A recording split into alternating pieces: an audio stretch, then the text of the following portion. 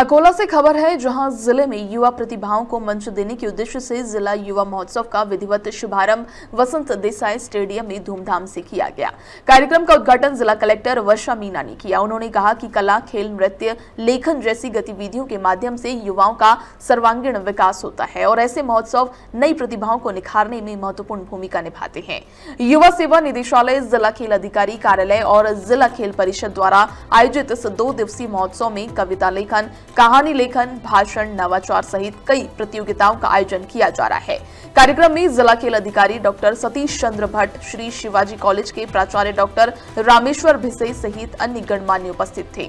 इसी अवसर पर कलेक्टर वर्षा मीना ने विज्ञान प्रदर्शनी का भी उद्घाटन किया, जहां विद्यार्थियों ने विभिन्न वैज्ञानिक प्रयोग प्रस्तुत किए।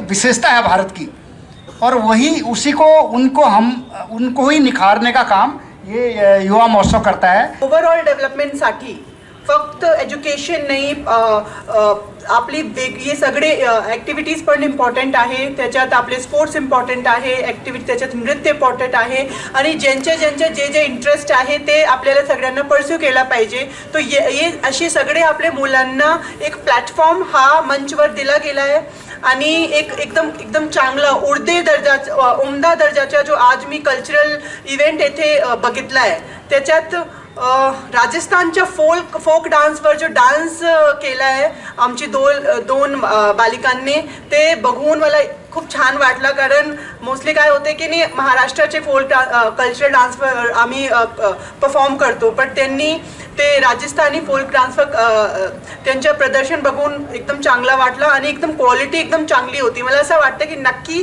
आमचे ये स्टुडंट्स जो आहे आणि बाकी मी दुसरे बघितले नाही, पण आय एम व्हेरी शुअर की जो स्टँडर्ड आहे आपल्या मुलांच्या याच्यात जो अभि प्रस्तुत केला गेला आहे सगळी वेगळी ॲक्टिव्हिटीमध्ये, ते डिव्हिजनमध्ये तो आम्ही नंबर 1 येऊन आम्ही राज्य स्तरावर आणि पुढे जाऊन नॅशनल स्तरावर चांगला आम्ही प्रदर्शन करणार आहे, अशी माझी आशा आहे।